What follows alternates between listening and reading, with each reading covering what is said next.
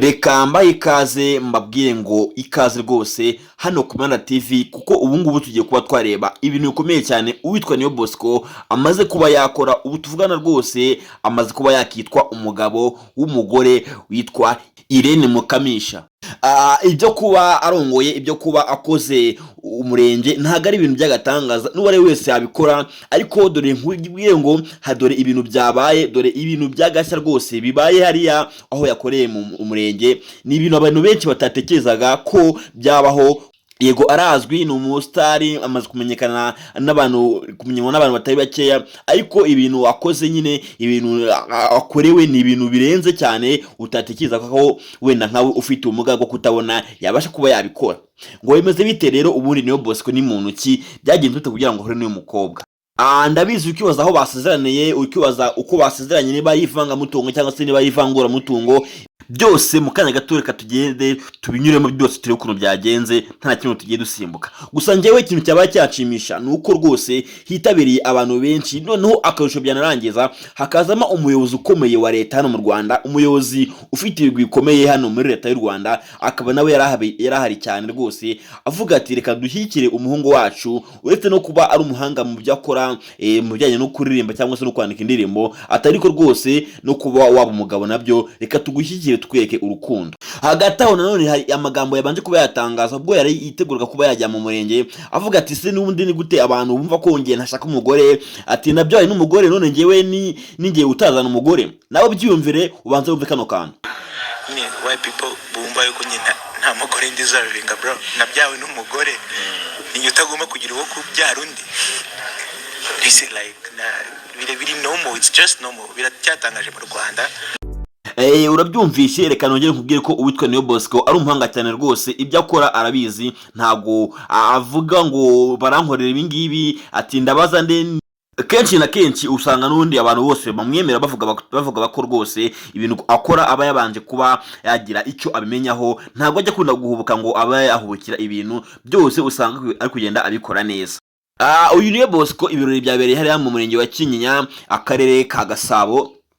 Ubwo nyine yari mu murenge yavuga ati reka nsezerane nanjye niyandikishe umugore wanjye tuzabana akaramata. Rero abantu baje kuba bavuga bati se noneho uyu mugabo Niyo Bosco ko tuzi ko azi gukorera amafaranga, ati uyu mukobwa ntiyaba ari nka babandi bagenda bishakira imitungo, ariko kugira ngo ugaragare, kugira ngo abantu babone ko harimo urukundo rwinshi, Niyo Bosco yavuze ati rwose ngewe tugomba kuba twasezerana ivangamutungo, tukaba twahuza imitungo yacu, buri wese akaba afite 50 kuri 50, twese nta numwe uvuze ngo bino ni ibyanjye, ngo nazanye bino, ngo tuzagire ko tubigenza, ngo mbere, ngo ariko ngo bino bibe ari ibyanjye. Wapi? Niyo Bosco yavuze ati ibyo bintu bikora ba bantu baba batizeranye, baba batumvikana nyine, bumva ko isaha n'isaha baba batandukana, umwe akaba yaje kuba yashaka undi imitungo. Ati rero ngiye nagari ko bimeze, ngewe uyu mugore naramukunze kandi azambera mama w'abana, niyo mpamvu misemo kuba nasezerana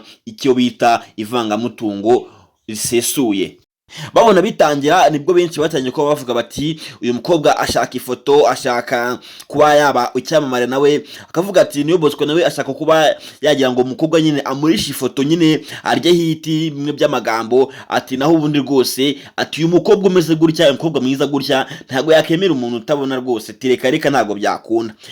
Gusa benshi batangiye ko banyine babyemera no munsi babonye uwitwa Niyo Bosco afashe idarapo, n'uwa mukobwa witwa Irene Mukamisha nawe afashe idarapo, avuze ati nemeye nagahato ko uwitwa Niyo Bosco ambera umugabo ubuziraherezo, umugabo w'inzozi zanjye, umugabo wihe byose. Byashimishije abantu cyane, kandi ubwo bahabonaga uwitwa Minisitiri w'urubyiruko n'iterambere ry'ubuhanzi wacyuye igihe ariwe Bamporiki Edouard, ni umugabo rero wahagaragaye cyane, avuga ati rwose nanjye ngomba kuba naza nkashyigikira uyu musore wacu, kuko yakoze ibintu byinshi mu myidagaduro nyarwanda no mu buhanzi nyarwanda. Ati rero niyo mpamvu nanjye naje kuba namushyigikira, nkaba yabona ko ashyigikiwe n'abantu nyine basobanutse nyine bazi icyo gukingirwa ari cyo. Niyo mpamvu rero nyine abantu benshi bakomeje babivugaho cyane bavuga bati rwose akoze ibintu by'agatangaza, akoze ibintu tutakekaga ko yakora, ati burya Imana ibaho koko, umugambi w'Imana ntago n'ahantu waburira, nta hantu wawuhagarikira, ati rero rwose dore hano Imana yo Bosco asenga nayo igaragaje. Ubundi byatangiye mu matariki 15 gutyo y'ukwezi kwa 9 2025 nyine mu mwaka turimo n'ejo bundi hashize, ubwo uwitwa Niyo Bosco yaproposaga witwa nyine Irene Mukamisha amubwira ati ndifuza ko wambera umugore, nta kuzuyaza.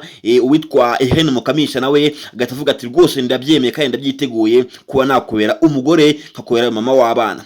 Benshi byaratunguye nyine baravuga bati ni skamu, ubwo nako nyine ububizu bwacicikanaga. Uwitwa Niyo Bosco rero aravuga ati rwose ubwo binyemereye naribi, aravuga ati rero mu minsi rwose itari mikeya, mu minsi cyane yaje mu murenge, abantu benshi bari kubyemera, ariko dore ubungu arabikoze. Rero ndagira nkubwire ko n'ubundi nubwo yavuze ibyo ngibyo akabikoze, ndagira nkubwire ko rwose n'ubukwe buri ejo bundi cyane rwose mu minsi mikeya, kuko nta kwezi kurimo.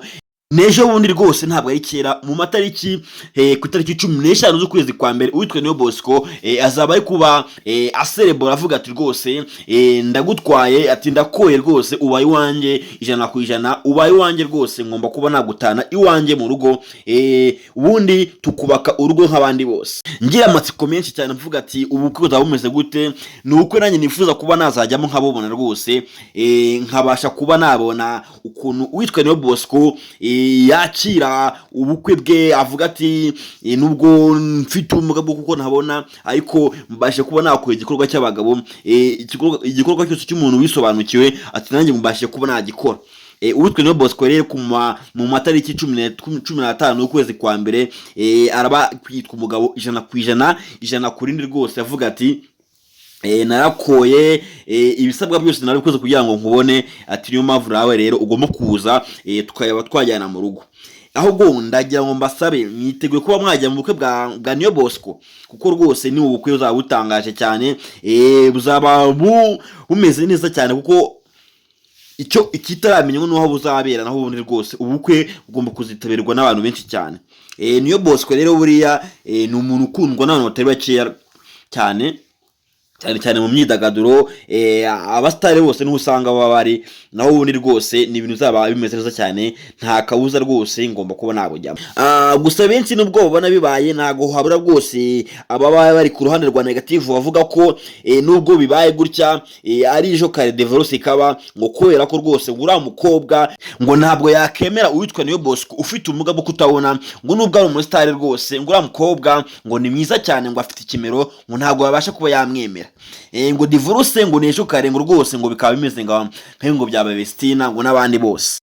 Niba ubyishimiye ndagira ngo usare rwose ukane subscribe, ukore kunzogera, like, share and comment, nawe tubwiye niba wumva ko baba bazaramba cyangwa se baba ari divorce igaragara, nawe ujye muri comment bitubwire, kugira ngo uzajye ubasha kuba wabona amakuru mu bantu ba mbere, ukajya ubona amakuru nyine ari wowe yabonye bwa mbere, kugira ngo uzajye ubasha kuba wayamenya neza cyane gatanko. Kandi buriya icyambere n'amakuru, niyo mpamvu mugomba kuba mwakurikirana channel yanyu, channel y'Abanyarwanda ku Mihanda TV, hano uzajya ubona amakuru kugiye, kandi buri gihe rwose amakuru yose yo mu myidagaduro bayasanga hano ku Mihanda TV. Ku mihanda rwose niho ubugenda ubona amakuru yose agenda avugwa hirya no hino mu Rwanda ndetse no hanze yaho, cyane muri East Africa.